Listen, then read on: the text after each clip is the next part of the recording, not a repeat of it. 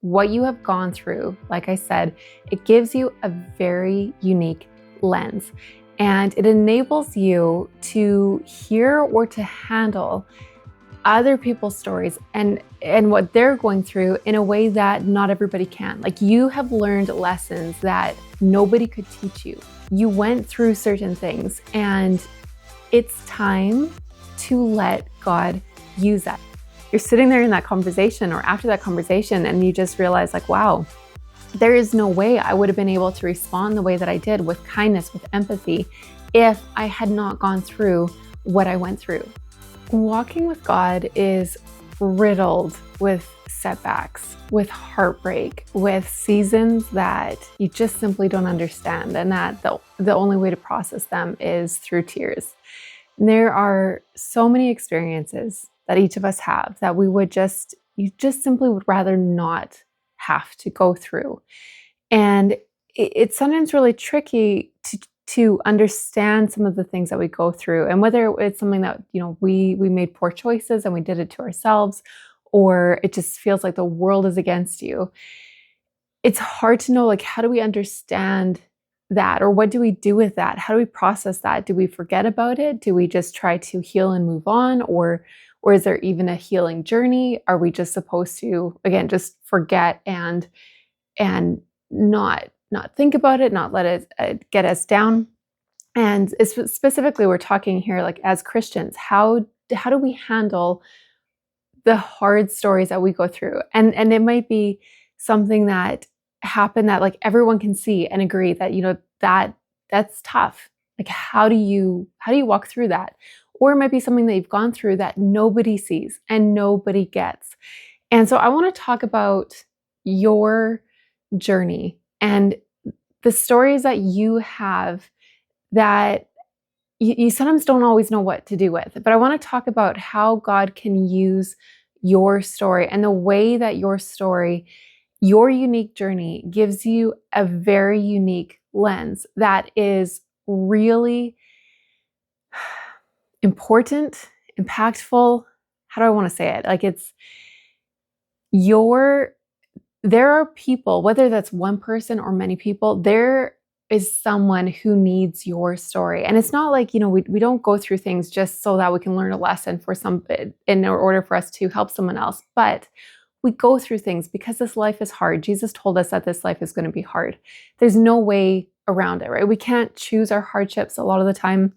And so, like, we know that this life is going to be hard, but there's something incredible that happens when we give the hard things that we've walked through, we give it to Jesus and we let him heal us, like, truly heal us. That is a key part to the journey.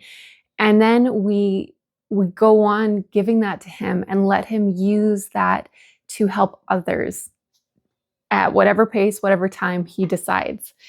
But my cat is being a bit of an annoyance. Anyway, total distraction. Before we go on, though, if you have something that is on your heart that you want to do for Jesus, you know what you've been called to, that might be something that he has called you, that the work he's called you to, it might be from those places of pain that you walk through, or it might be something totally different. Either way, if you know what you want to do but have not been able to actually get doing it, download the Kingdom Calling Clarity Map, where I will help you get into action so that you know where you're headed and you know what steps to take this week. I'm going to share 2 different stories with you to prove a really important point, because what you have gone through, like I said, it gives you a very unique lens, and it enables you to hear or to handle other people's stories and what they're going through in a way that not everybody can. Like, you have learned lessons that nobody could teach you, and you can't necessarily teach that to someone else. You've learned lessons through the school of life. It's God's wilderness season that you were in, whether that was for a short amount of time or for decades. You went through certain things, and it's time to let God use that. And maybe he has been using that, your story, through you to help others. Or maybe it's just time where you're sitting in this place of realizing that you're no longer stuck in who that in what how that negative story tried to define you, you're now able, you've healed from it, and you're now able to go and give it to God. So I'm going to share something, and I'm going to talk about a hypothetical situation where we've got two different scenarios. I'm talking about emotional abuse. So just trigger warning in case that is kind of just too sensitive for you. If you need to stop watching this video, it's totally fine. So let's say we have person number one, who she was in an emotionally abusive relationship where her spouse was basically, it was like he would constantly demean her, constantly put her down, but nobody saw it. Like nobody would have known. Everyone just saw this amazing person, and so even if she tried to tell someone, or the few times that she did try to tell someone, they were just kind of like, are you sure you're seeing this right? Like maybe you need to work on yourself, because like this just isn't adding up. So she went years being totally confused, totally thrown off, feeling like a crazy person. But she learned to identify it. She learned to call wrong wrong. She learned to heal from it. She learned to have boundaries. She went through that hard journey of removing herself from an emotionally abusive person who looked amazing to everybody else. Now, let's say she's at church and she's having a conversation with a young mom who just seems really like depressed, but not internally. This young mom is like almost like it's like there's just this heavy weight on her, right? And so she's having this conversation with this person, and because of her journey, she's able to see something in this young mom that most people can't see. She can see the weight. She can see the heaviness. She can see the damage that is being done to her, because this young mom is also in a similar relationship with a husband who is smiley and kind and giving to everybody else. But behind closed doors, he is emotionally abusive to his wife. But because of the journey that this first woman has gone through, she is able to not just necessarily ask the right questions, but she can pick up what this young mom is saying, but she's not saying. She can hear what she's not saying, and she can say or speak things to this young mom that just helps her be seen. There's no rushing the process. There's no rushing past the hurt. There's no, well, just forgive and forget. There's nothing that would like this woman, because of what she's gone through, can speak to this mom in a way where she is not going to crush her spirit. She is not, there's a verse in the Bible it's talking about Jesus, but I think it's something that also the Holy Spirit develops in us, where I think it's in Isaiah that talks about a bruised reed he will not break, and a smoldering flame he will not put out. And sorry, my toddler is being just a little bit noisy. He can come out if he wants to, but he's just being a little bit noisy with a gate at his door that is there to keep his little brother out of his room. Anyway, okay. There is this reality that happens in us when we go through places of pain, that it teaches us. There's something that's created that it goes bone deep, and nobody, like, you could not learn this from someone else. But because of this journey that the woman went through, and coming out on the other side, she is able to hear and help this young mom, and in a way that nobody else could. And so, then let's say another scenario. You have someone else in this church setting that maybe this young mom tried to open up to, but because this other woman has never had any negative relationship in her life, everyone has been super kind, super healthy, super it's all been good. And so when this young mom, maybe she really looked up to this other woman, and she tried to say something, but when she shared a little bit of her story, she just kind of got those cliche Christian things of well, just forgive, or just keep serving him, just keep submitting, keep loving him. And it can come from a totally good place, but because this other woman in church didn't go through she's had a totally different story. She's got her own story, but it's a totally different story. And so this young mom, even though this other woman in church was being super encouraging, this young mom is even more crushed because the little bit that she shared, asking for help, is going unseen and is going unnoticed. And not just that, it's being covered up with cliche Christian things that we say that ends up causing more damage. So I hope you can see that there are like the things that we go through are not wasted, right? If you give it to God, and it might be something again where he helps you help one person, or you might help thousands of people. But what you have gone through, it gives you a very unique story. It makes you a very unique person. And by unique, I'm not saying it puts you above other people. It gives you that unique lens to which you are able to have a response to someone else who's gone through something similar. It gives you that ability to help carry, to heal, to not rush the process. And the journey often sucks, but the kindness, the discernment, and the help that you are able to give someone because of what you went through is something that nobody can take away from you. And you might have gone through church hurt. You might have gone through emotionally or physically abusive relationships. You might have gone through being someone who sees truth and they see what's going on, but if you say anything about it, you're labeled as being a divisive person.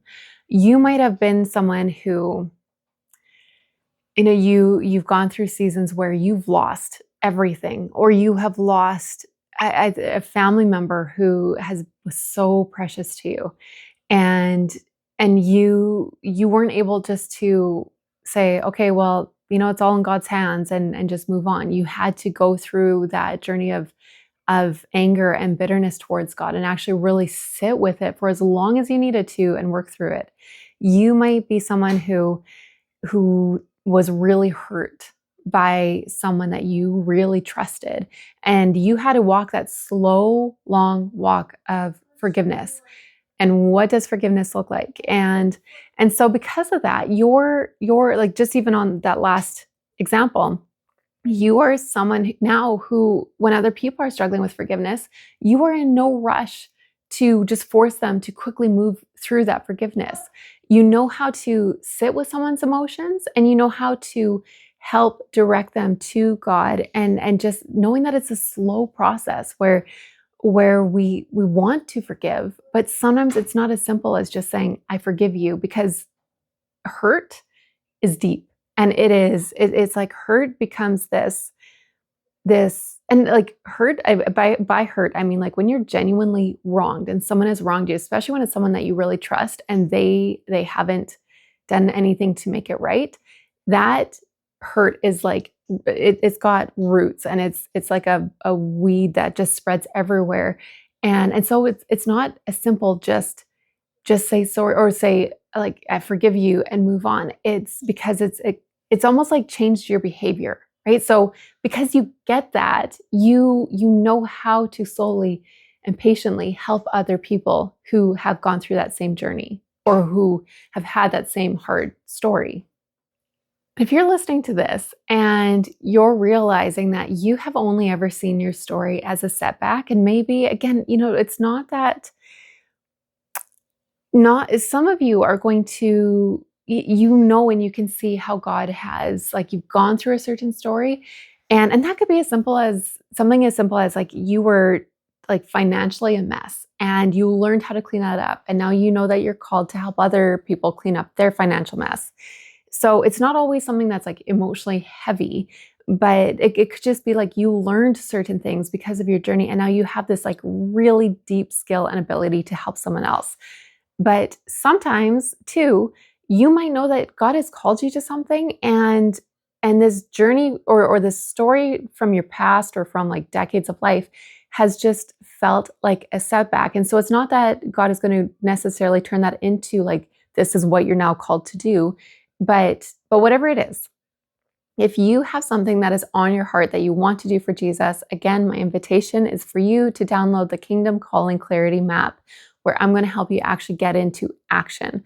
Because one of the things that I talk about a lot is how do we take action, but also how do we deal with that emotional, just those like hiccups and those stuck points that come up. And a lot of the times, if you have a story that has tried to label you as a failure, as hopeless, as just like emotionally broken, like now that you're just a broken person and God can't use you, those become things that really start to hold us back. So I'm here to help you move through those, which actually brings me to my next point. There's a very important point that I want to make, but just quickly again, if you know what you want to do and you need some help getting going, then grab my free training in the comments below. Okay, so the point that I want to make is that you have to heal from your hurts. You have, like, you know, sometimes we're in this journey, and you'll probably hear it in your own voice, or you could hear it in other people, probably almost easier than we can hear it in ourselves. But you know, sometimes you hear it in other people where you're like, okay, they're talking about that situation that happened 30 years ago, and they share their story with people and they sound like they've healed. And yet at the same time, there's something that is like, I don't think that they've healed. I don't think that they've actually forgiven that person. They're still, their identity is still so much in what happened. And so there's a difference between healing and being able to talk about your story, and also, you know, whereas on the flip side, there's people who, you know, it's like they've moved through and yet they're still stuck in that story. And so for you, you have to heal. You have to bring your story to God and let Him search your heart and bring to the surface the things that you're still holding on to, or the things that you're still stuck in. You have to go through that. You know, if you're learning to forgive someone, it's that journey of realizing, like, okay, I have forgiven that person, but I don't trust them. And for me personally, there's people where I'm like, I forgive them, but they're acting like they want me to trust them, and I don't trust them. So what does that look like? How do I walk that out? Because I trusted them, and that's why I got so hurt by them. And so, like, what is wisdom in that place? How do you handle that? And so it's a journey where, again, it's not fast, it's not easy. You have to let God heal you in order for you to help other people. Otherwise, sometimes in a way, we almost just start dumping our baggage on other people, even as we're trying to help them. So that's also sometimes something where sometimes you're like, I've healed from this. I can talk about it like it's in the past, and I've totally healed from this. I've gone to counseling. I've like done all this work. And this is a journey, like the ongoing journey of healing is something where I think sometimes just in the back of your mind, where you might be very aware that you haven't healed from something, or you might be aware that you totally have, but just keep it in the back of your mind, knowing that little things can come up at any point, right? You might hear someone else's story and it totally triggers you. It wasn't that long ago, like a couple months ago, I totally thought that because of my journey, I was like, I can totally help this person with something. And yet at the same time, it was really throwing me off. And I gave advice, I spoke into their story, and I had to go back and apologize to them because I did not carry it right. I did not respond to their story right. I think I crushed them more than I helped them. And it is a hard thing when you realize that, like, you know, sometimes you hear someone's story and you have the perfect response, and other times you don't. And so learn to apologize, but also learn your own boundaries. There are some things that you're just not the right person to talk to, and that's okay to communicate to people. And other times you're like, you're sitting there in that conversation or after that conversation, and you just realize, like, wow, there is no way I would have been able to respond the way that I did, with kindness, with empathy, if I had not gone through what I went through. And even though, you know, we don't love the things that we go through, it's incredible when you realize just how beautifully God is able to use that in someone else's life. And then that also brings healing to us as well. So point of all that is to do the work that you know to do to heal, but also let the Holy Spirit keep on healing you. Because healing isn't about erasing your past. It's about letting God use your past rather than your past using you. And if you're ready to stop letting past stories, past stories, name and define you, and you want to figure out what it is that God has called you to do, then check out the video, What is My Kingdom Work? Or What is My Kingdom Calling? Or whatever it is that I labeled it as. I will share it in the link below. And in that video, I just help you walk through a few unique questions and perspectives to help you really sit with your story and what God has done in your life up to this point, so that you can then look at it, talk to God about it, and figure out with Him what it is that you want to do for His kingdom. What is that part that you get to play? All right. And lastly, remember to read the Bible, get lost in the story of God, and play your part. And I will talk to you soon.